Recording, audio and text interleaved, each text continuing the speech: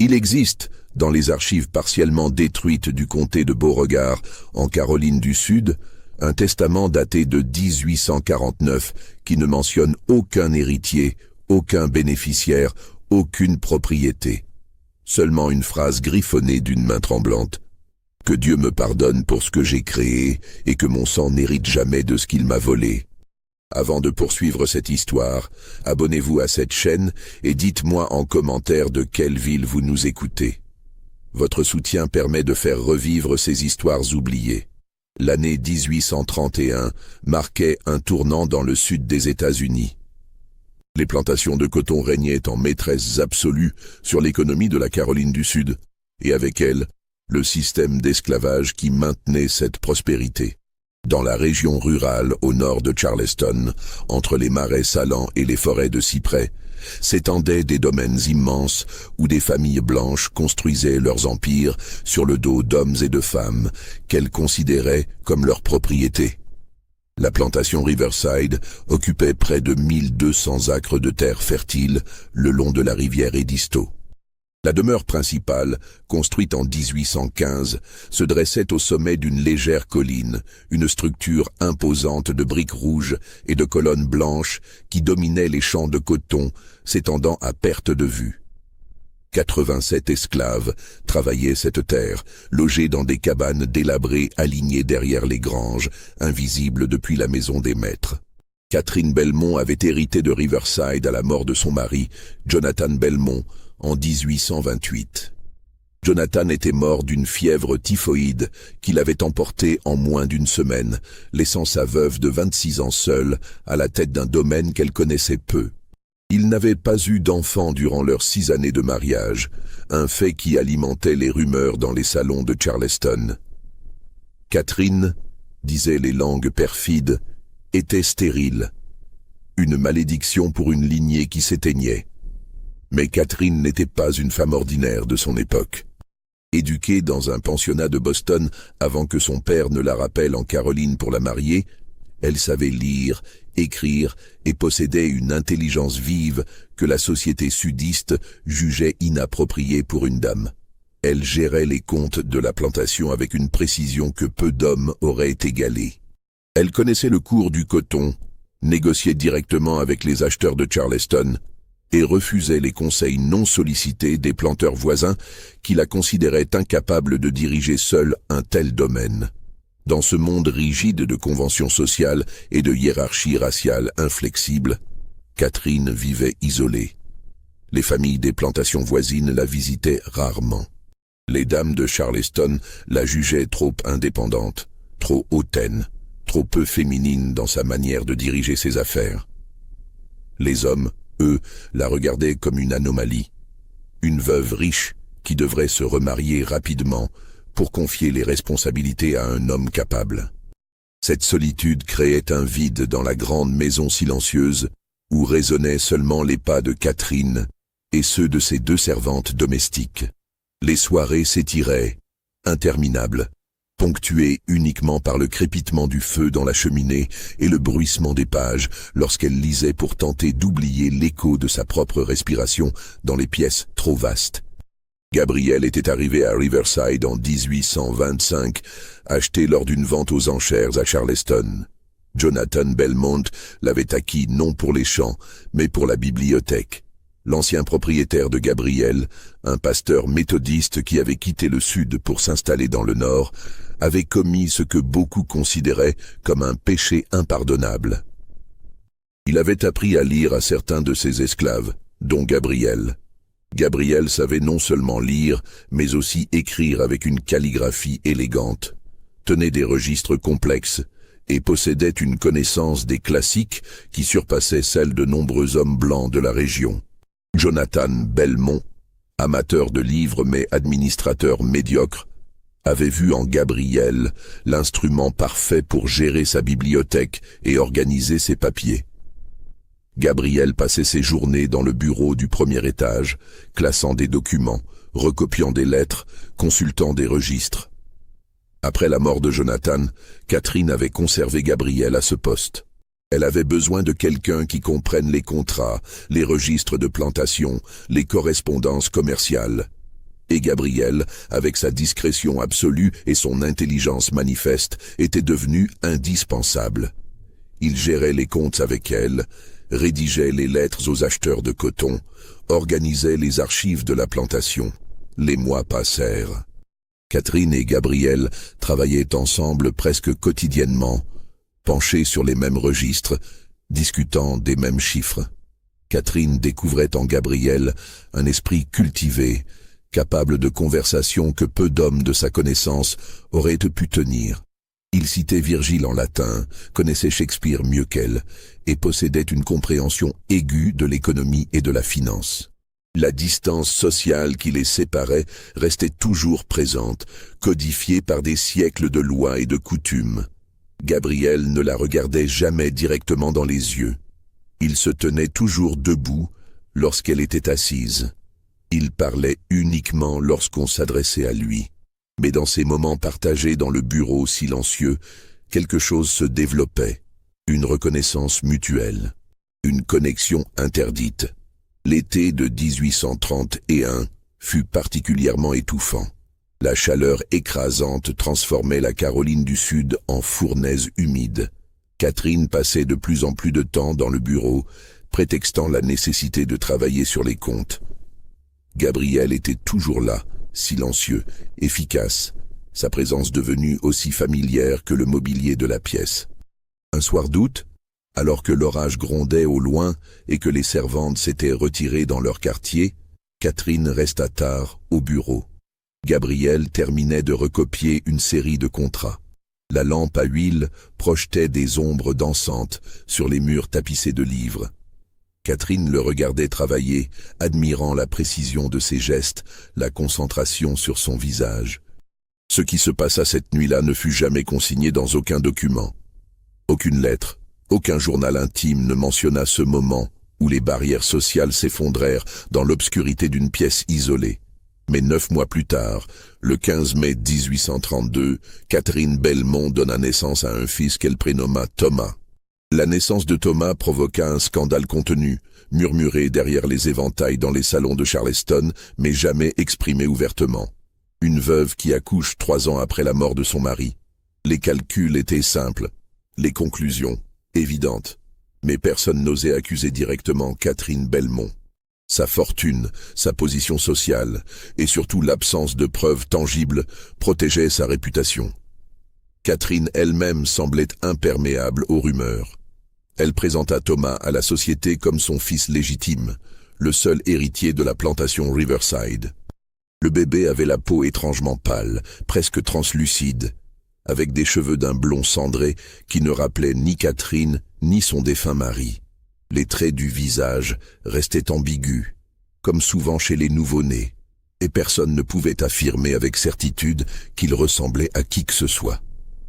Gabriel, lui, continua son travail dans le bureau comme si rien ne s'était passé. Catherine et lui ne se parlaient non plus que pour les affaires de la plantation. Les longues soirées de conversation avaient cessé. Une distance froide et professionnelle s'était installée entre eux. Gabriel dormait toujours dans les quartiers des esclaves, travaillait toujours dans le bureau, mais quelque chose de fondamental avait changé dans son regard. Une résignation profonde, peut-être. Ou une rage silencieuse, soigneusement cachée derrière une façade de soumission parfaite. Thomas grandit dans la grande maison, entouré de luxe et de privilèges.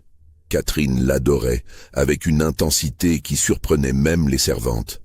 Elle passait des heures avec lui enseignait elle-même à lire avant même qu'il atteigne 5 ans, lui parlait comme à un adulte dès son plus jeune âge. Thomas était brillant. À 6 ans, il lisait couramment.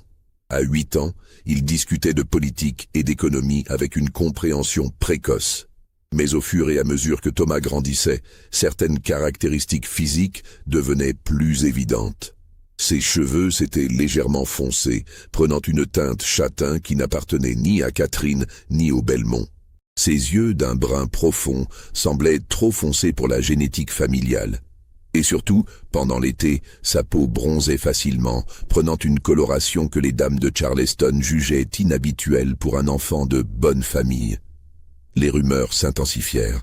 Des murmures s'élevaient lors des réceptions auxquelles Catherine assistait rarement. On parlait de sang mêlé, de secrets honteux, d'un enfant qui n'aurait jamais dû naître. Mais Catherine ignorait ces voix. Elle élevait Thomas comme l'héritier légitime de Riverside, lui enseignait tout ce qu'elle savait, le préparait à diriger la plantation un jour. Gabriel observait tout cela depuis sa position silencieuse dans le bureau. Il voyait Thomas grandir, devenir un jeune homme instruit et cultivé. Il voyait comment Catherine protégeait l'enfant, comment elle construisait autour de lui une forteresse de privilèges et de statut social. Et jamais, pas une seule fois, Gabriel n'exprima la moindre revendication, la moindre reconnaissance de paternité.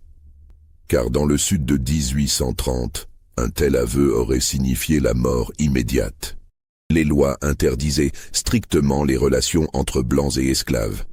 Un esclave accusé d'avoir eu des relations avec une femme blanche serait pendu, probablement après avoir été torturé. Catherine elle-même serait ruinée socialement, peut-être même emprisonnée. Et Thomas serait légalement reclassé comme esclave, propriété de la plantation, vendu probablement à la première vente aux ancres. Donc Gabriel gardait son secret. Il continuait à gérer les livres de comptes, à organiser les papiers, à servir Catherine avec une efficacité silencieuse.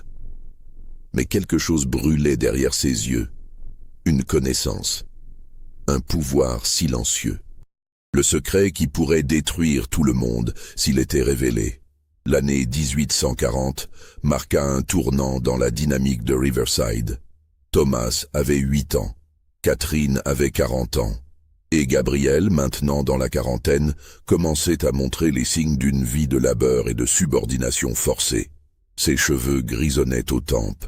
Son dos se courbait légèrement lorsqu'il se penchait sur les registres. C'est cette année-là que Thomas commença à poser des questions. Des questions innocentes au début. Pourquoi n'avait-il pas de portrait de son père? Pourquoi maman ne parlait jamais de lui? À quoi ressemblait-il? Lui ressemblait-il? Catherine évitait ces questions avec habileté. Elle racontait des histoires vagues sur Jonathan Belmont, embellissant sa mémoire, créant une fiction d'un homme qu'elle avait à peine connu. Mais Thomas était intelligent, trop intelligent. Il remarquait les incohérences dans les récits de sa mère. Il remarquait comment elle changeait de sujet lorsqu'il insistait.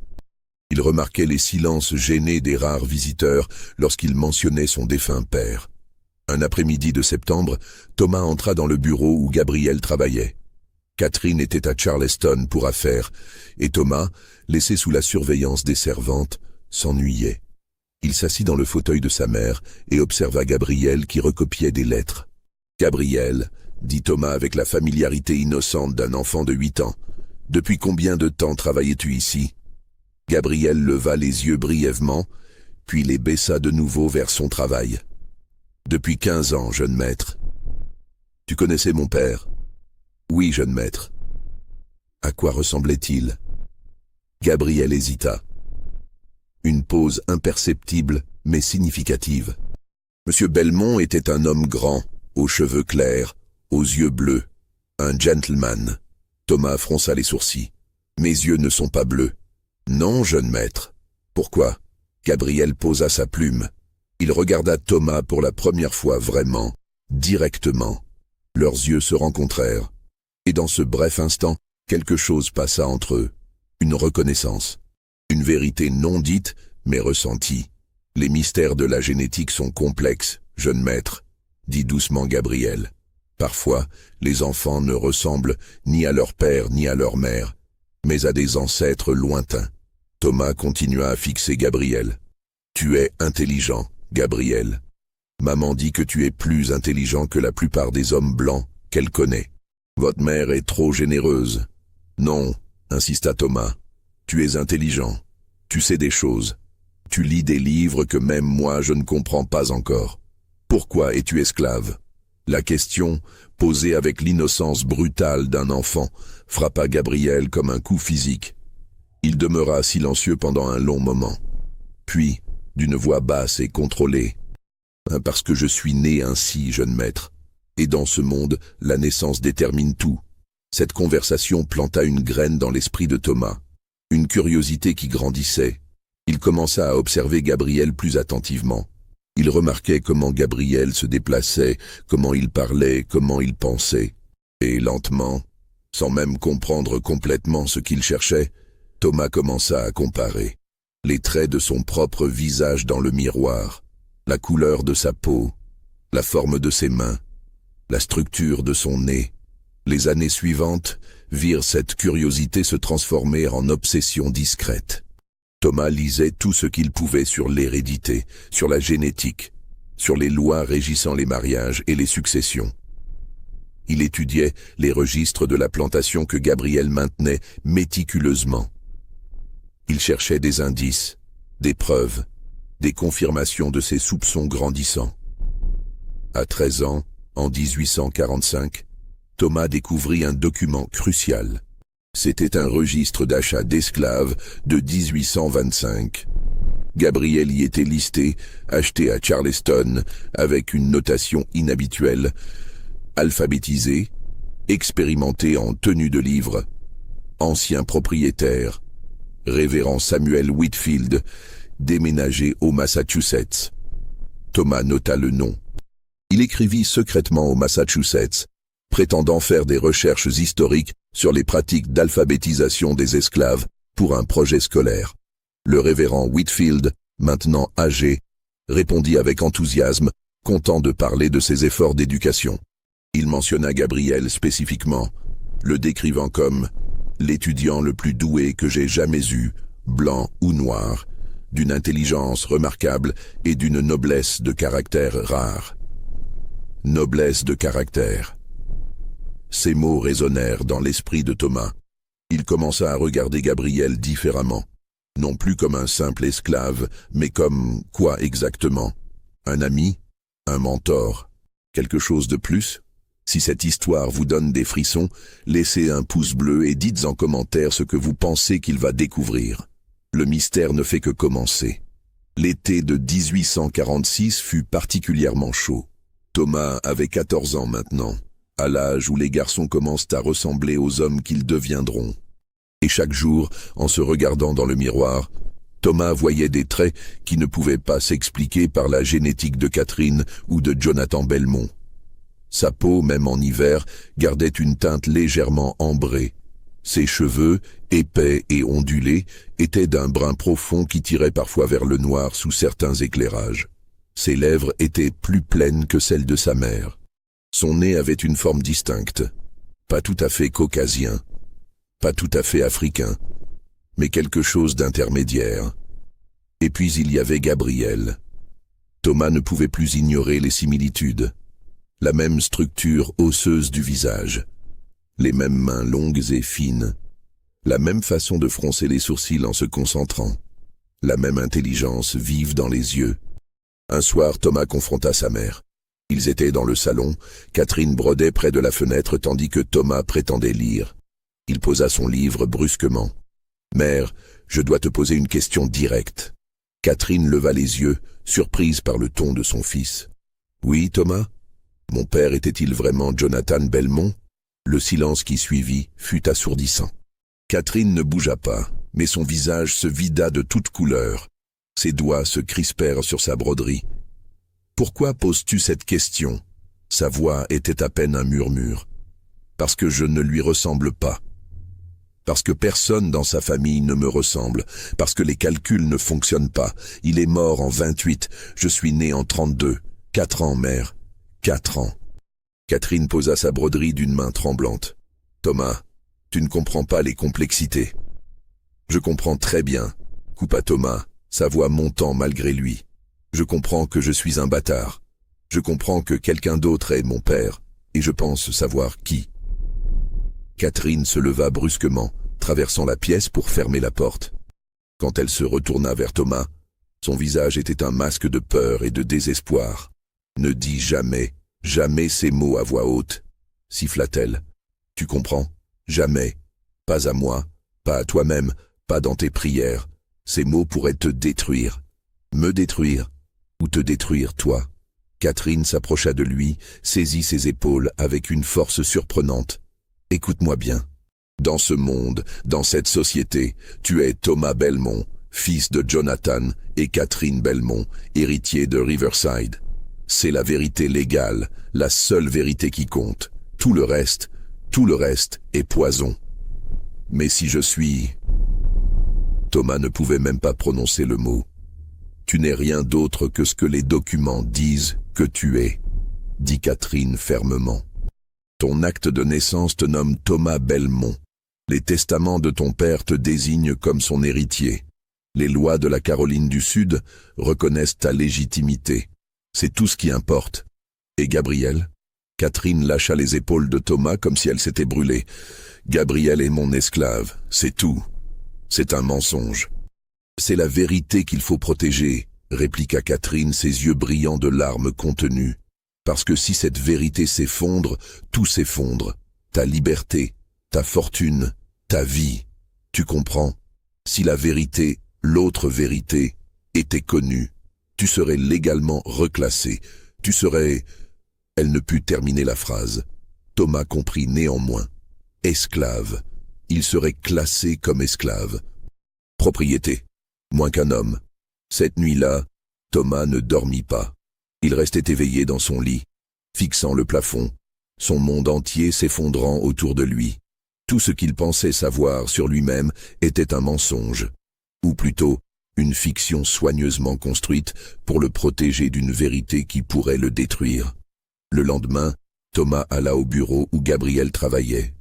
Il ferma la porte derrière lui. Gabriel leva les yeux, et quelque chose dans l'expression de Thomas lui fit poser sa plume. « Tu sais, n'est-ce pas ?» dit simplement Thomas. Gabriel ne répondit pas immédiatement. Il observa le jeune homme devant lui, ce garçon de 14 ans qui ressemblait tellement à lui-même dans sa jeunesse. Puis, lentement, il hocha la tête. « Depuis toujours ?» demanda Thomas. « Depuis le début. Pourquoi n'as-tu rien dit ?» Gabriel eut un rire amer et sans humour. « Dire quoi, jeune maître? Que tu es mon fils? Que j'ai violé toutes les lois de ce pays, de cette société? Que ta mère et moi avons commis un crime qui nous aurait fait pendre tous les deux? Que toi, innocent de tout cela, tu serais légalement transformé en propriété? Qu'aurais-tu voulu que je dise ?» Thomas s'assit lourdement dans le fauteuil. « Je ne sais pas. Quelque chose. N'importe quoi. Le silence était la seule protection que je pouvais t'offrir, » dit doucement Gabriel. « Le silence et le secret. Ta mère a fait le reste. Elle t'a donné un nom, un statut, un avenir. Elle t'a protégé du monde. En mentant, en survivant, corrigea Gabriel. Dans ce monde, la vérité est un luxe que ni toi ni moi ne pouvons nous permettre. » Thomas leva les yeux vers Gabriel. « Que ressens-tu quand tu me regardes, quand tu sais que je suis, que nous sommes? » « Je ressens de la fierté, » dit Gabriel simplement. « Tu es brillant, cultivé, bon. Tu es devenu tout ce que j'aurais voulu être si j'étais né libre. Tu es ma revanche silencieuse contre ce système qui voudrait nier mon humanité. Mais tu es esclave, mon esclave techniquement. Oui, c'est l'ironie cruelle de notre situation. » Thomas se leva, marchant de long en large dans le bureau. « Il doit y avoir quelque chose que nous pouvons faire. Je pourrais t'affranchir. Quand j'hériterai... » « Non, » coupa Gabriel fermement. « Tu ne peux pas. Réfléchis, Thomas. Si tu m'affranchis, les gens se demanderont pourquoi. Ils examineront de plus près. Ils remarqueront les similitudes. Et alors, tout s'effondrera. Donc nous sommes prisonniers de ce mensonge. Nous sommes prisonniers de la vérité, » dit Gabriel. « Le mensonge est notre seule évasion. » Les années qui suivirent cette révélation furent étranges et tendues. Thomas et Gabriel développèrent une relation tacite, un équilibre délicat entre la reconnaissance privée et le déni public. En présence d'autres personnes, Thomas traitait Gabriel comme n'importe quel maître traiterait son esclave. En privé, dans le bureau fermé, ils partageaient des conversations qui ressemblaient presque à celles d'un père et d'un fils. Gabriel enseignait à Thomas tout ce qu'il savait, pas seulement les contes et les registres, mais la philosophie, la littérature, l'histoire. Il discutait de Platon, de Cicéron, de Locke. Il débattait de la nature, de la liberté, de la justice, de l'humanité. Gabriel, libéré dans ces moments de son rôle d'esclave, parlait avec une éloquence et une profondeur qui fascinaient Thomas. Catherine observait cette relation avec des sentiments mitigés. Elle était soulagée que Thomas ait trouvé une figure paternelle, même si cette figure était la source même du danger qui pesait sur eux tous. Elle voyait comment Thomas s'épanouissait sous la tutelle de Gabrielle, comment son intelligence se développait, comment sa compréhension du monde se complexifiait. Mais elle voyait aussi les dangers. La familiarité croissante entre Thomas et Gabrielle pourrait attirer l'attention. Les servantes commençaient à remarquer combien de temps Thomas passait enfermé dans le bureau avec Gabrielle. Les rares visiteurs de Riverside commentaient sur l'éducation exceptionnelle de Thomas, se demandant qui pouvait bien être son tuteur. En 1848, quand Thomas eut 16 ans, Catherine décida qu'il était temps de l'éloigner. Elle l'envoya à l'université de Virginie, un établissement prestigieux où les fils de bonne famille du Sud allaient se polir avant de prendre leur place dans la société. Thomas partit avec réticence. Il ne voulait pas quitter Riverside, ne voulait pas quitter Gabrielle. Mais Catherine insista. « Tu dois avoir une éducation formelle, » dit-elle. « Tu dois établir des connexions, construire un réseau. C'est ce qui protégera ton avenir. » Ce qu'elle ne dit pas, mais ce que Thomas comprit, c'était qu'elle voulait l'éloigner de Gabrielle. Elle voulait rompre cette connexion qui devenait trop visible, trop dangereuse. À l'université, Thomas excella académiquement, mais socialement, il luttait. Ses camarades de classe, tous de familles blanches aisées, trouvaient quelque chose d'étrange chez lui. Il n'était pas comme eux. Sa peau bronzait trop facilement. Ses traits n'étaient pas tout à fait corrects. Et il avait des opinions troublantes sur l'esclavage, des questions sur le système qui mettait ses condisciples mal à l'aise. « Tu parles comme un abolitionniste », lui dit un jour son compagnon de chambre. « Attention, Belmont, ces idées sont dangereuses dans le Sud. » Thomas apprit à garder ses pensées pour lui. Il apprit à jouer le rôle du gentilhomme sudiste, à faire semblant de croire aux hiérarchies raciales qu'il savait être des fictions absurdes. Mais intérieurement, il bouillonnait. Chaque discussion sur l'infériorité naturelle des Noirs, chaque justification de l'esclavage, chaque proclamation de la suprématie blanche était un poignard qui lui rappelait sa propre position précaire. Pendant ce temps, à Riverside, Gabriel continuait son travail silencieux. Il gérait la plantation avec une efficacité qui impressionnait même Catherine. Les récoltes étaient bonnes, les comptes équilibrés, les affaires prospères. Gabriel était devenu indispensable, non seulement comme comptable mais comme administrateur de fait de tout le domaine.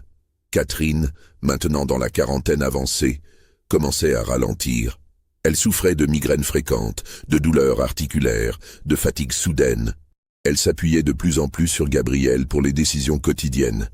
Et Gabriel, toujours loyal, toujours silencieux, assumait ses responsabilités sans jamais dépasser les limites de sa position. Mais quelque chose changeait en Gabriel. Les années de subordination forcée, de déni de sa propre paternité, de vie dans l'ombre commençaient à peser sur lui. Il voyait son fils grandir loin de lui, transformé en gentleman blanc, tandis que lui restait enchaîné à sa condition d'esclave. La fierté qu'il avait ressentie se transformait lentement en une amertume sourde.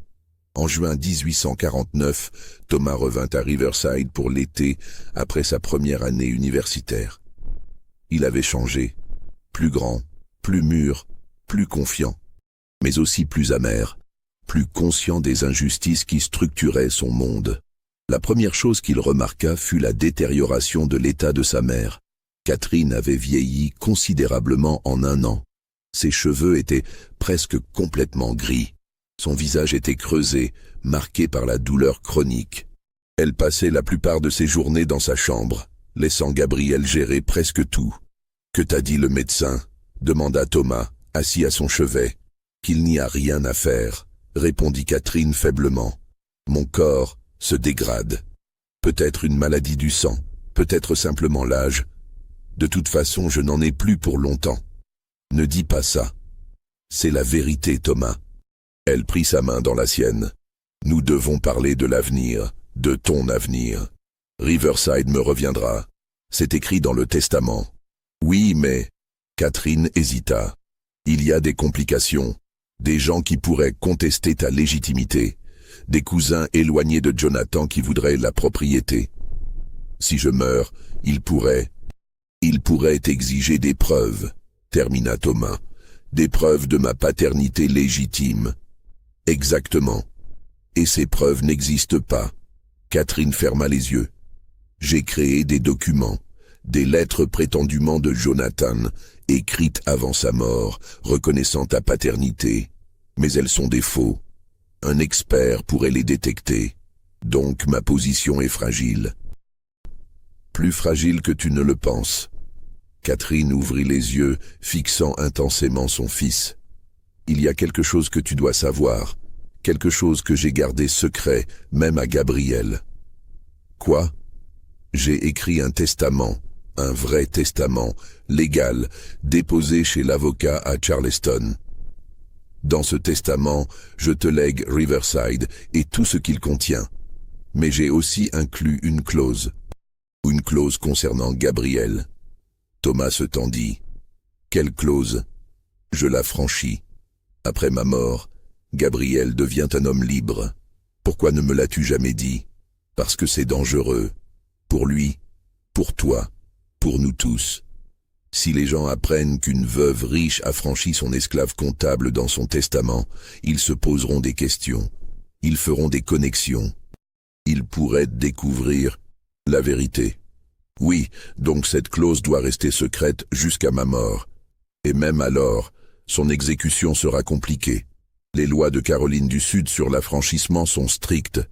Gabriel devra quitter l'État dans l'année suivant sa libération.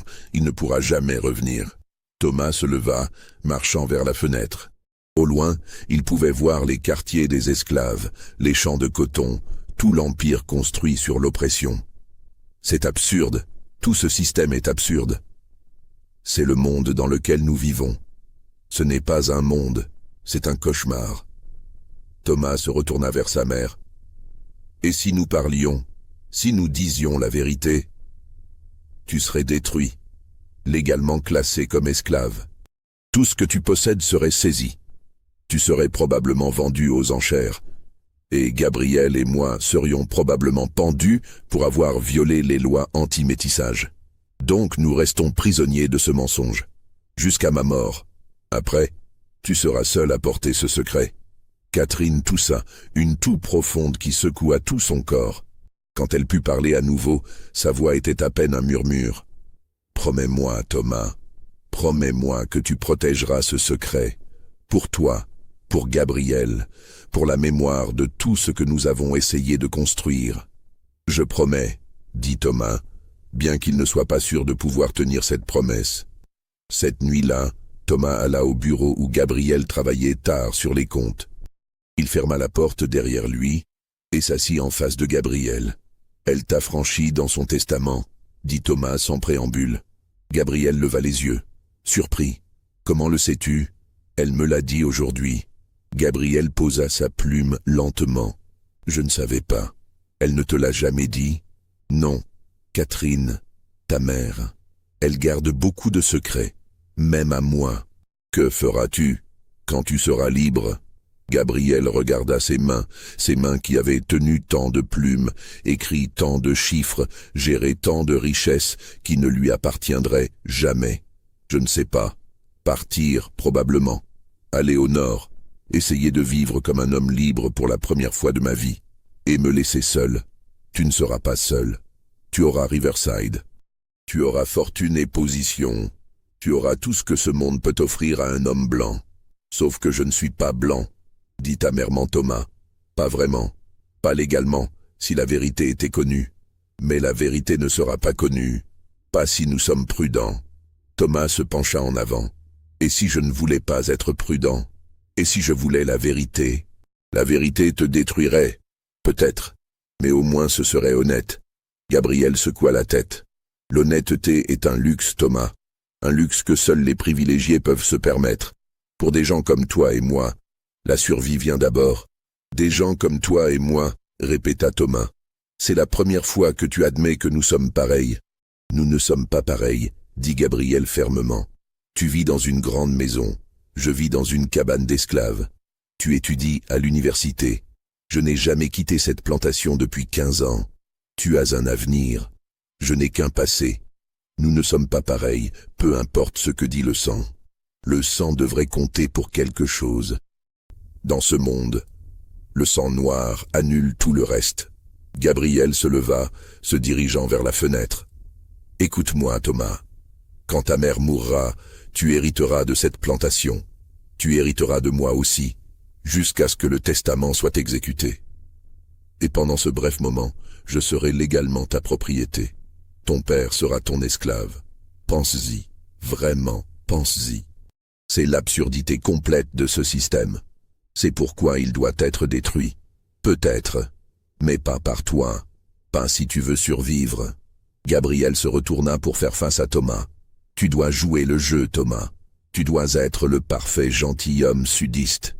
Tu dois épouser une fille de bonne famille, avoir des enfants blancs, diluer encore plus ce sang dangereux qui coule dans tes veines.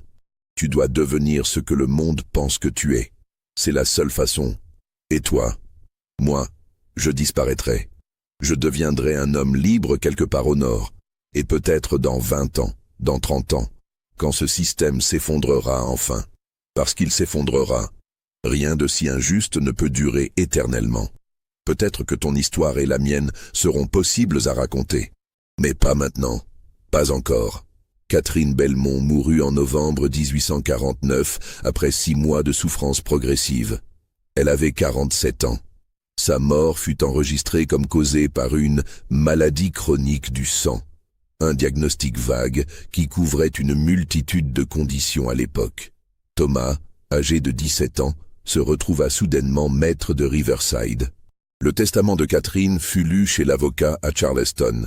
Comme prévu, tout revenait à Thomas. La plantation, les terres, les esclaves, les biens. La clause concernant l'affranchissement de Gabriel était là, rédigée en termes légaux secs. Mais il y avait un problème.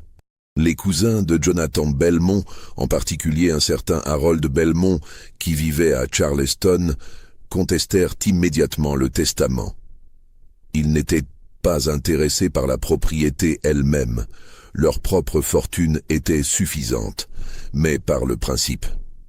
Comment une veuve pouvait-elle affranchir un esclave de valeur? Cela suggérait une relation inappropriée. Cela soulevait des questions sur la moralité de Catherine et, par extension, sur la légitimité de Thomas. L'avocat de Catherine, un homme âgé nommé Samuel Hutchinson, convoqua Thomas pour une réunion privée. « Ils vont enquêter », dit Hutchinson gravement. « Ils vont examiner chaque détail de la vie de ta mère. Ils vont chercher des preuves d'inconduite. S'ils trouvent... » « Ils ne trouveront rien, » dit Thomas avec plus de confiance qu'il n'en ressentait. « Vraiment?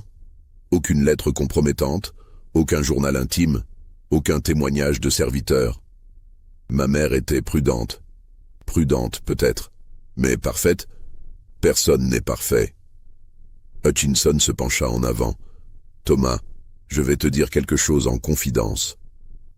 Ta mère m'a payé généreusement au fil des années pour détruire certains documents, pour rédiger certaines lettres, pour créer certaines fictions. Je sais qu'elle avait des secrets. Je ne connais pas tous les détails, et je n'ai pas besoin de les connaître. Mais je sais qu'il y a des choses dans ton passé qui ne supporteraient pas un examen minutieux. Que suggérez-vous? Retire la clause d'affranchissement. Garde Gabriel comme esclave. Cela fera taire les soupçons.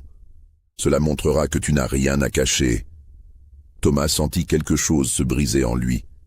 C'était le souhait de ma mère. Ton souhait de ta mère pourrait te détruire. Choisis, honorer sa volonté ou protéger ton avenir. Thomas quitta le cabinet d'avocat dans un état de confusion et de rage. Comment pouvait-il trahir le dernier souhait de sa mère? Comment pouvait-il maintenir Gabriel en esclavage alors que la liberté avait été promise? Il retourna à Riverside et alla directement au bureau où Gabriel travaillait. Il ferma la porte et expliqua la situation. Gabriel écouta en silence. Quand Thomas termina, il hocha simplement la tête. « Je comprends. C'est tout, tu comprends? Que veux-tu que je dise, Thomas? Que je suis déçu, que je me sens trahi? Je le suis. Mais je comprends aussi la réalité. Je pourrais les combattre. Je pourrais défendre le testament. Et risquer tout? Gabriel secoua la tête. Non. L'avocat a raison. Retire la clause. Garde-moi en esclavage. C'est plus sûr pour nous deux. Comment peux-tu être si calme? Oh, parce que j'ai vécu toute ma vie comme esclave, dit Gabriel d'une voix plate. Une promesse de liberté brisée n'est qu'une déception de plus dans une longue liste. Thomas se laissa tomber dans le fauteuil, la tête entre les mains. Je suis désolé. Ne sois pas désolé. Sois intelligent. Protège-toi. C'est ce que ta mère aurait voulu. Mais quelque chose changea en Thomas à partir de ce moment. La culpabilité le rongeait. Chaque jour, en voyant Gabriel travailler silencieusement dans le bureau, en sachant qu'il avait trahi la promesse de liberté, Thomas sentait son ressentiment grandir. Pas contre Gabriel, mais contre le système entier, contre les lois qui forçaient cette trahison, contre la société qui rendait l'honnêteté impossible. Et dans cette culpabilité et ce ressentiment, une graine sombre commença à germer dans l'esprit de Thomas. Une idée terrible, une vengeance contre ceux qui l'avaient forcé à cette trahison. Thomas retourna à l'université en janvier 1850 pour sa 2e année, mais il était changé. La mort de sa mère, la trahison forcée de Gabriel, le poids constant du secret qu'il portait, tout cela l'avait endurci. Il n'était plus le garçon idéaliste qui questionnait le système. Il était devenu quelque chose de plus sombre, de plus calculateur. Il commença à étudier le droit avec une intensité nouvelle. Pas pour devenir avocat, cela était en dessous d'un gentilhomme de sa position, mais pour comprendre les mécanismes légaux qui régissaient la propriété, l'héritage et surtout la classification raciale. Il découvrit des failles intéressantes. La loi définissait un noir comme toute personne ayant une goutte de sang africain. Mais comment prouvait-on ce sang? Par l'apparence physique principalement, par des témoignages, par des documents d'ascendance. Si ces éléments étaient manipulés, contrôlés, falsifiés, la classification pouvait être manipulée aussi. Thomas commença à comprendre quelque chose de fondamental. La race n'était pas une réalité biologique fixe, mais une construction sociale maintenue par des documents, des témoignages et des apparences. Et toutes ces choses pouvaient être manipulées par quelqu'un de suffisamment intelligent, suffisamment patient et suffisamment impitoyable. Il commença aussi à observer comment les fortunes étaient construites et détruites dans le Sud. Les plantations passaient de main en main, à travers mariages stratégiques, héritages contestés, dettes accumulées. Un homme pouvait être riche un jour et ruiné le lendemain si les bonnes manœuvres légales et financières étaient employées contre lui. Une idée terrible mais fascinante prenait forme dans son esprit. Et si Gabriel pouvait avoir sa revanche? Et si, à travers une série de manipulations habiles, Gabriel pouvait non seulement obtenir sa liberté, mais aussi obtenir la fortune qui lui avait été refusée? À l'été de 1850, Thomas retourna à Riverside avec un plan. Un plan dangereux, complexe et profondément immoral par les standards de l'époque. Mais un plan qui, s'il fonctionnait, pourrait inverser les rôles de maître et d'esclave de la manière la plus complète et la plus ironique possible. Il appela Gabriel au bureau et ferma la porte à clé. « J'ai une proposition à te faire, » dit Thomas. « Une proposition qui pourrait te donner non seulement la liberté, mais aussi tout ce que tu mérites. » Gabriel le regarda avec suspicion. « De quoi parles-tu? De vengeance? De justice? D'un renversement complet de cette situation absurde ?» Thomas s'assit, ses yeux brillants d'une intensité étrange. « Mais cela nécessiterait ta coopération totale, et cela impliquerait des actes qui ne sont pas exactement légaux. » Continue. Thomas prit une profonde respiration. « Voici ce que je propose. Nous créons une fiction. Une fiction complète et convaincante. Nous faisons croire que je suis profondément endetté, que j'ai fait de mauvais investissements, que je suis au bord de la ruine. Nous falsifions des documents montrant que j'ai emprunté de l'argent, que je ne peux pas rembourser. Et puis, au dernier moment, un sauveur apparaît. Qui? Toi? Gabriel fronça les sourcils. Comment un esclave pourrait-il sauver son maître de la faillite? Pas un esclave, un homme libre. Nous créons une identité pour toi. Des papiers de liberté falsifiés, datant de plusieurs années. Des documents montrant que tu as vécu au nord, que tu as économisé de l'argent, que tu es revenu au sud comme homme d'affaires libre. Et tu m'offres de sauver la plantation en échange d'une participation. C'est de la folie. C'est de la justice. Thomas se pencha en avant. Pense-y. Tu as géré cette plantation pendant des années. Tu connais chaque détail, chaque compte, chaque transaction. Tu l'as rendue prospère. Mais tu n'as jamais rien reçu en retour. Pas de salaire, pas de reconnaissance, rien. Et moi, j'ai hérité de tout simplement parce que la peau de ma mère était blanche. C'est absurde. C'est aussi la loi. Les lois peuvent être contournées. Thomas sortit une liasse de papier de son bureau. J'ai déjà commencé à créer des documents, des contrats falsifiés, des lettres de créanciers fictifs, des registres de transactions qui n'ont jamais eu lieu. Avec ton aide, nous pouvons rendre cela convaincant. Et puis, lentement, progressivement, nous transférons le contrôle de Riverside de moi à toi. Et qu'est-ce que cela te donne? La rédemption, dit simplement Thomas. Une chance de corriger l'injustice de ta situation, et peut-être... Il hésita. Peut-être une chance de reconnaître publiquement ce que je ne peux pas dire en privé. Que tu es mon père, que tu mérites mieux que cette vie. Gabriel resta silencieux pendant un long moment. Thomas pouvait voir les pensées se succéder sur son visage. Tentation, méfiance, espoir, peur. Si nous sommes découverts, dit finalement Gabriel, nous serons tous les deux pendus.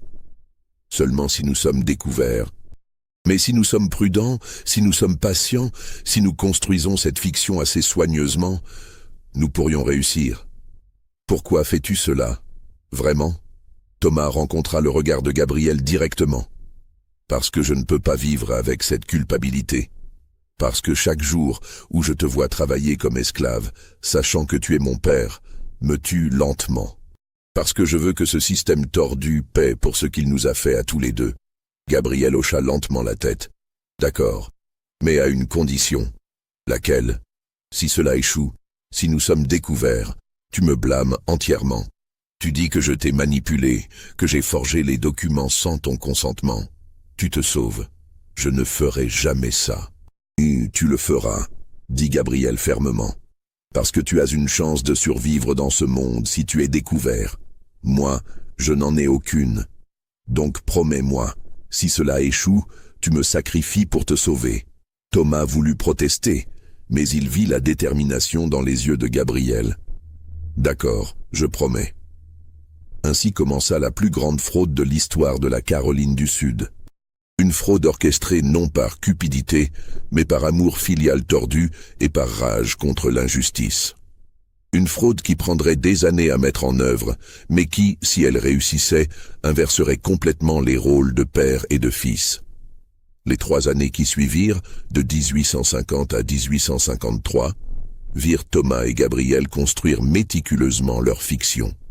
Ce fut un travail d'une précision minutieuse, chaque détail soigneusement planifié et exécuté. D'abord, Gabriel créa son identité alternative. Thomas, utilisant ses connexions universitaires, obtint des faux papiers d'affranchissement datant de 1845, prétendument signés par un maître fictif du Maryland. Ces papiers établissaient que Gabriel Freeman, le nouveau nom choisi, ironiquement transparent, avait été affranchi et avait légalement le droit de circuler et de faire des affaires comme homme libre. Ensuite, ils créèrent un historique financier pour Gabriel Freeman. Des lettres de Banque du Nord attestant de dépôts réguliers. Des documents montrant des investissements réussis dans des entreprises commerciales. Des témoignages de marchands fictifs louant l'acuité commerciale de Gabriel. Chaque document était une œuvre d'art de falsification, utilisant les compétences en calligraphie de Gabriel et la connaissance de Thomas des procédures légales. Parallèlement, Thomas commença à construire l'apparence de difficultés financières. Il inventa des investissements désastreux dans des entreprises cotonnières qui avaient fait faillite. Il créa des dettes fictives auprès de créanciers imaginaires. Il falsifie des registres de vente de coton à des prix bradés. Sur papier, Riverside semblait glisser lentement vers la ruine. L'aspect le plus audacieux du plan vint en 1852. Gabriel, utilisant son identité de Gabriel Freeman, apparut à Charleston en tant qu'homme d'affaires noir libre du Nord, intéressé par des investissements dans des plantations sudistes en difficulté. Il loua une chambre dans une pension pour noirs libres, s'habilla en costume respectable et commença à se faire connaître dans les cercles commerciaux. La première fois que Thomas vit Gabriel dans ce rôle, dans un café de Charleston fréquenté par des hommes d'affaires, il faillit ne pas le reconnaître. Gabriel se tenait différemment. Il parlait différemment. Il regardait les gens dans les yeux, quelque chose qu'aucun esclave ne ferait jamais. Il était transformé, libéré non par des papiers, mais par la performance, par l'acte de se comporter comme un homme libre. Ils se rencontrèrent publiquement, prétendant que c'était leur première rencontre. Thomas joua le jeune planteur embarrassé, cherchant désespérément des fonds. Gabriel joua l'investisseur prudent mais intéressé. Des témoins observèrent leurs négociations. Des documents furent signés en présence de notaires corrompus que Thomas avait payés. Lentement, progressivement, sur le papier, Gabriel Freeman commença à acquérir des parts de Riverside. D'abord 10% en échange d'un prêt, puis 20% en échange d'un autre investissement, puis 30%. Chaque transaction était documentée, enregistrée, légalement apparente bien qu'entièrement frauduleuse. Les planteurs voisins observaient avec un mélange de désapprobation et de fascination. Un noir libre devenant partenaire dans une plantation blanche, c'était inhabituel certainement, mais pas illégal. La Caroline du Sud, malgré son système esclavagiste rigide, avait une petite population de Noirs libres qui possédaient des propriétés et menaient des affaires. Gabriel Freeman, avec ses manières éduquées et ses documents apparemment légitimes, semblait simplement un exemple inhabituel de ce phénomène. Mais l'audace du plan ne s'arrêtait pas là. Thomas et Gabriel décidèrent d'aller plus loin. En 1853, Thomas annonça qu'il allait se marier. Son choix de fiancée choqua la société de Charleston. Amanda Sterling, fille d'un riche marchand, mais avec une réputation de manière peu conventionnelle et d'opinion abolitionniste modérée. Le mariage était une nécessité stratégique. Thomas avait besoin de maintenir l'apparence d'un gentilhomme respectable, essayant de restaurer sa fortune par une alliance avantageuse. Mais il choisit délibérément une femme qui, il le savait, ne poserait pas trop de questions sur ses affaires avec Gabriel Freeman. Amanda était intelligente, cultivée et surtout pragmatique. Elle comprenait que son mariage avec Thomas était autant une transaction commerciale qu'une union romantique. Elle apportait une dot généreuse qui aiderait ostensiblement à renflouer Riverside. En échange, elle obtenait le statut social d'être Madame Belmont. Ce qu'elle ne savait pas, ce que personne ne savait sauf Thomas et Gabriel, c'est que la dot serait utilisée pour financer la prochaine phase du plan. Une phase encore plus audacieuse que tout ce qui avait précédé. En janvier 1854, après 4 ans de préparation méticuleuse, Thomas et Gabriel exécutèrent la phase finale de leur plan. Thomas convoqua tous les créanciers fictifs et réels de Riverside, ainsi que plusieurs planteurs voisins, pour une réunion à la plantation. Debout dans le grand salon, Thomas fit une annonce stupéfiante. Il ne pouvait plus maintenir Riverside. Les dettes étaient trop importantes. Les investissements avaient échoué. Il n'avait plus le choix que de vendre. La nouvelle se répandit comme un feu de forêt. Les Belmont, une des plus anciennes familles de la région, forcées de vendre. C'était un scandale, une chute dramatique du statut social. Plusieurs acheteurs potentiels émergèrent, salivant à l'idée d'acquérir Riverside à un prix réduit. Mais Thomas annonça qu'il avait déjà un acheteur, Gabriel Freeman, son partenaire commercial, qui avait accepté d'acheter la propriété entière en échange d'annuler toutes les dettes de Thomas. Les protestations fusèrent immédiatement. Un noir, même libre, possédant une plantation entière avec tous ses esclaves. C'était pratiquement inouï. Plusieurs planteurs voisins menacèrent de contester la vente, de faire appel aux tribunaux, d'utiliser toutes les manœuvres légales disponibles pour bloquer la transaction. Mais Thomas et Gabriel avaient anticipé cela. Ils avaient passé des années à construire une documentation légale impeccable. Chaque transaction était enregistrée correctement. Chaque dette était documentée par des contrats légaux. Chaque investissement de Gabriel était soutenu par des papiers en ordre. Les avocats examinèrent les documents et ne purent retrouver aucune faille légale. Aussi désagréable que cela puisse être socialement, la vente était parfaitement légale. Gabriel Freeman, homme noir libre, devenait propriétaire de Riverside et de tout ce qu'elle contenait. Le jour où la vente fut finalisée, Gabriel se tenait dans le bureau où il avait travaillé comme esclave pendant près de 30 ans.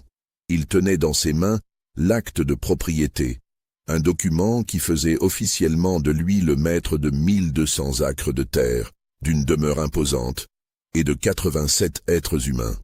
L'ironie était presque insupportable. Gabriel, qui avait été propriété, possédait maintenant d'autres personnes comme propriété.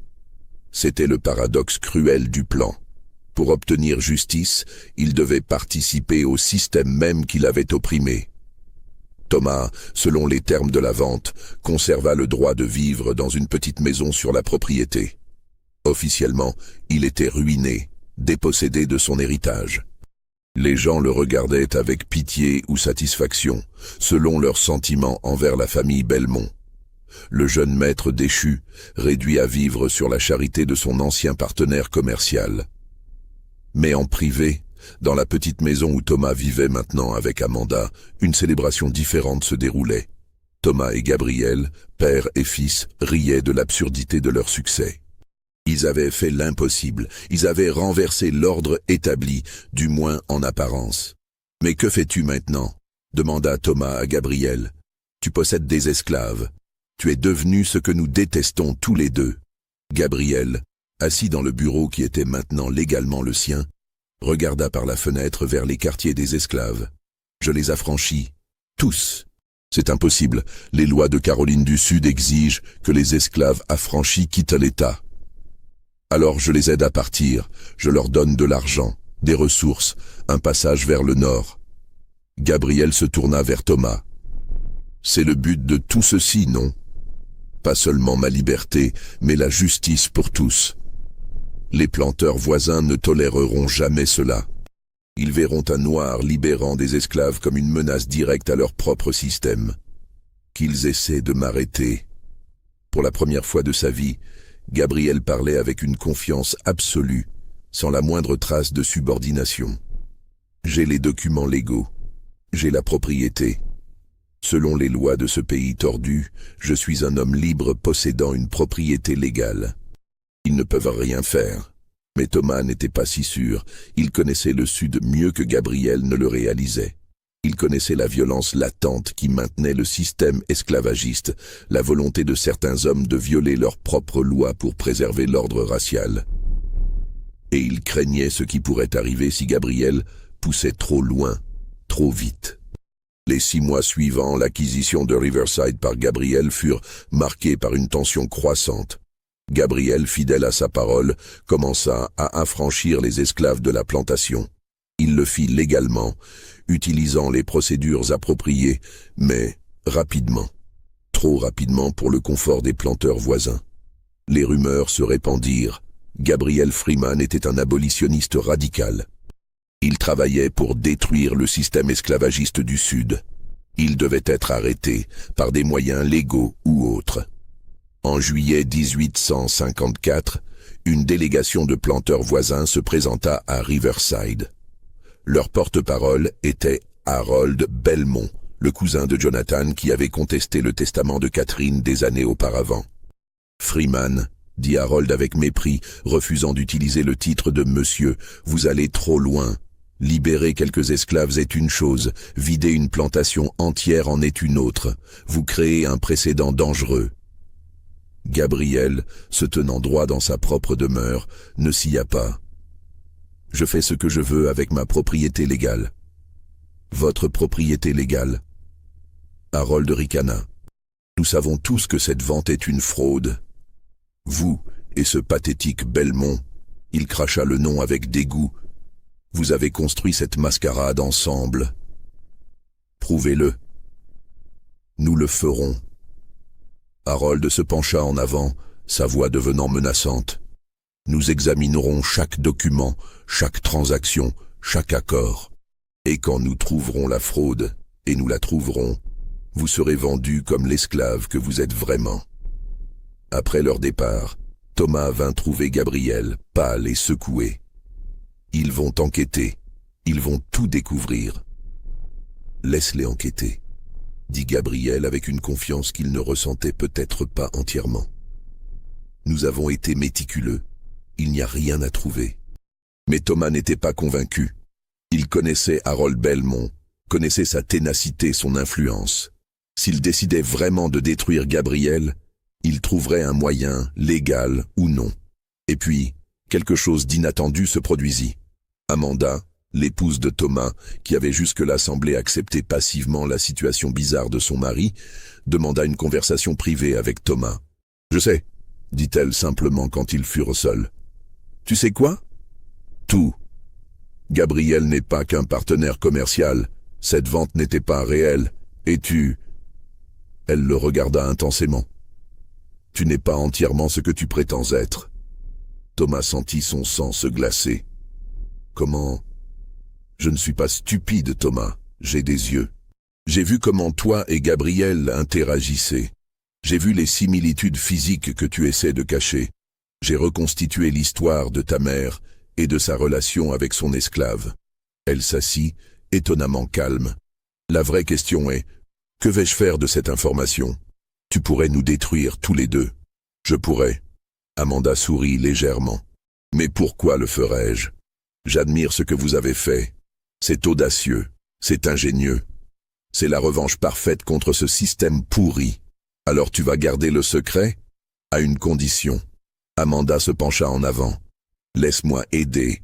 Laisse-moi utiliser mon réseau, mes connexions, ma position sociale pour protéger Gabriel. Je peux influencer l'opinion, semer des doutes sur les accusations, rendre l'enquête difficile.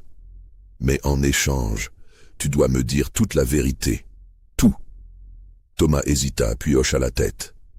Et pour la première fois, il raconta l'histoire complète à quelqu'un d'autre. La relation entre Catherine et Gabriel, sa propre naissance, le secret maintenu pendant des années, le plan audacieux pour inverser les rôles. Amanda écouta tout, ses yeux s'élargissant mais son visage restant composé. « C'est la chose la plus extraordinaire que j'ai jamais entendue, » dit-elle quand Thomas termina. « Et la plus dangereuse. Je sais. Mais cela peut fonctionner. Avec mon aide, cela peut vraiment fonctionner. » Amanda prit les mains de Thomas dans les siennes.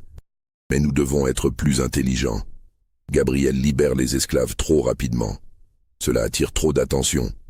Il doit ralentir, être plus subtil. » Elle avait raison. Thomas le savait. Il convainquit Gabriel de modérer son rythme d'affranchissement, de les échelonner sur plusieurs années pour attirer moins d'attention. C'était frustrant pour Gabriel, qui voulait la justice immédiate, mais c'était nécessaire pour la survie. Mais la modération arriva trop tard. Harold Belmont avait déjà engagé un détective privé, un homme spécialisé dans l'exposition des fraudes commerciales.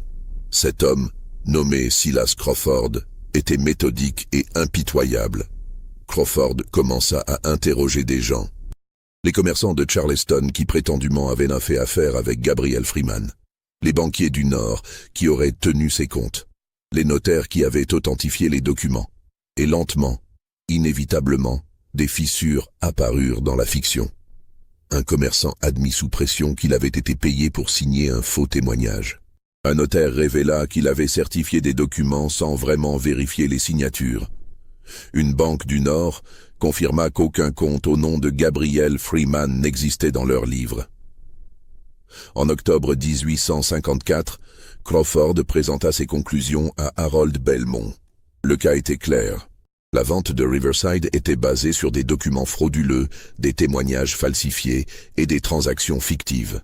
Gabriel Freeman n'avait jamais eu les fonds qu'il prétendait avoir.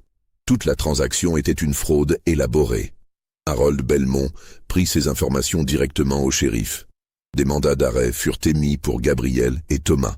Tous les deux seraient accusés de fraude, de falsification de documents et de conspiration. Quand les nouvelles atteignirent Riverside, Gabriel et Thomas se trouvaient dans le bureau. Gabriel resta étrangement calme. « C'est fini », dit-il simplement. « Nous pouvons fuir », dit Thomas désespérément. « Nous pouvons aller au nord, commencer une nouvelle vie. » « Non. » Gabriel secoua la tête. « Tu te souviens de notre accord. Si nous sommes découverts, tu me blâmes. Tu dis que je t'ai manipulé, trompé. Tu te sauves. Je ne ferai jamais ça. Tu le feras. » Gabriel prit les mains de Thomas dans les siennes, le geste d'un père à son fils. « Écoute-moi. Si tu es reconnu coupable de fraude, ils examineront ta vie en détail. Ils découvriront la vérité sur ta naissance. Et alors, tu seras légalement reclassé comme noir, comme esclave. Tout sera perdu. Ta liberté, ta fortune, ta vie. Et toi, que t'arrivera-t-il? Je serai pendu, probablement, ou vendu. Peu importe. » Gabriel sourit tristement. « J'ai vécu plus libre pendant ces 6 derniers mois que pendant toute ma vie. J'ai possédé une plantation. J'ai libéré des esclaves. J'ai été un homme, ne serait-ce que brièvement. C'est plus que la plupart dans ma situation n'obtiennent jamais. Non. » Thomas secoua la tête violemment. Il doit y avoir un autre moyen. Mais il n'y en avait pas. Les shérifs arrivèrent le lendemain matin. Gabriel se rendit sans résistance. Thomas, suivant les instructions de Gabriel, joua le jeune homme trompé, manipulé par un esclave rusé qui avait abusé de sa confiance. Le procès fut rapide. Gabriel fut reconnu coupable de fraude, de falsification de documents, d'usurpation d'identité d'homme libre et de multiples autres crimes. Thomas, grâce à son témoignage contre Gabriel et à l'intervention d'Amanda qui utilisa ses connexions familiales, fut déclaré victime plutôt que complice. La sentence pour Gabriel fut brutale, 100 coups de fouet suivis d'une vente aux enchères. Riverside serait saisi et vendu aux enchères pour payer les dettes fictives que Gabriel avait créées. Le jour de l'exécution de la sentence, Thomas était là, forcé d'assister par les autorités. Il regarda, impuissant, tandis que Gabriel était attaché au poteau et fouetté. Chaque coup résonnait dans l'âme de Thomas comme son propre échec, sa propre trahison. Après le fouettage, Gabriel fut emmené vers la place du marché aux esclaves de Charleston pour être vendu. Avant qu'il ne l'emmène, Gabriel croisa le regard de Thomas. Aucun mot ne fut échangé, mais le message était clair. Je ne regrette rien. Survis. Rappelle-toi. Raconte l'histoire un jour. Gabriel fut vendu à un planteur du Mississippi profond pour $800. Il disparut dans le système, avalé par la machine implacable de l'esclavage américain. Thomas ne le revit jamais. Riverside fut mise aux enchères et acheté par Harold Belmont pour une fraction de sa valeur réelle.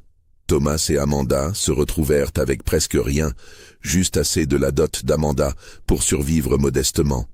Ils quittèrent la Caroline du Sud, incapables de supporter les regards, les murmures, le poids du scandale. Ils s'installèrent dans une petite ville du Tennessee où personne ne connaissait leur histoire. Les années passèrent. Thomas devint un homme amer et silencieux, hanté par le souvenir de Gabriel, par sa trahison, par l'injustice de tout cela. Amanda resta à ses côtés, mais quelque chose s'était brisé en lui qui ne pourrait jamais être réparé. En 1861, quand la guerre civile éclata, Thomas ne se porta pas volontaire pour l'armée confédérée comme tant d'hommes du Sud. Il ne pouvait pas se battre pour préserver le système qui avait détruit sa famille. Mais il ne pouvait pas non plus rejoindre l'Union, car cela aurait été une trahison trop évidente de ses origines sudistes. Il resta passif, observant le monde se déchirer autour de lui, attendant que le système s'effondre enfin. Quand la guerre se termina en 1865 et que l'esclavage fut aboli, Thomas espérait retrouver Gabriel. Il écrivit des lettres, fit des enquêtes, chercha dans les registres d'affranchissement. Mais il ne trouva aucune trace. Gabriel avait soit péri dans le système, soit changé de nom et disparu volontairement.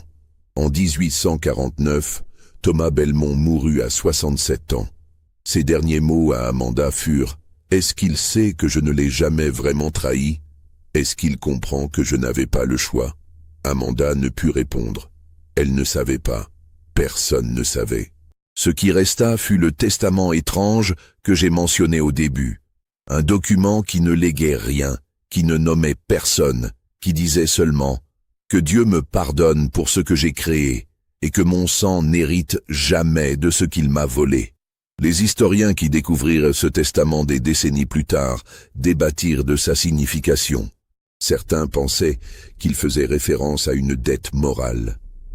D'autres suggéraient une culpabilité pour des crimes non spécifiés. Personne ne connecta jamais les points. Le fils né d'une relation interdite, le plan audacieux pour inverser les rôles de maître et d'esclave, la trahison forcée et la perte finale de tout. Les documents concernant Gabriel Freeman et la vente frauduleuse de Riverside furent perdus dans un incendie des archives du comté en 1878.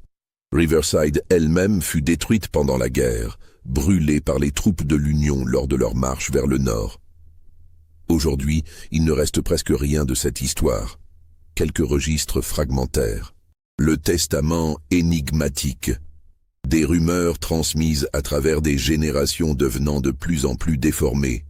Mais quelque part, peut-être, dans les descendants de ceux qui connaissaient Gabriel et Thomas, l'histoire persiste. Une histoire de deux hommes liés par le sang et séparés par la loi. Une histoire d'amour filial tordue en trahison par les exigences d'un système immoral. Une histoire de vengeance tentée et justice échouée. Et la question demeure, murmurée à travers le temps. Gabriel a-t-il vraiment volé la fortune? Ou était-ce Thomas qui vola la liberté de son père? Qui était vraiment le voleur dans cette histoire tordue? Pensez-vous que tout a été révélé? Croyez-vous que cette histoire s'est vraiment déroulée comme racontée? Commentez ci-dessous, abonnez-vous si vous aimez explorer les mystères sombres de l'histoire et partagez avec ceux qui apprécient les récits qui remettent en question ce que nous pensons savoir sur le passé. Parce que l'histoire, comme la vérité, est toujours plus compliquée qu'elle n'apparaît.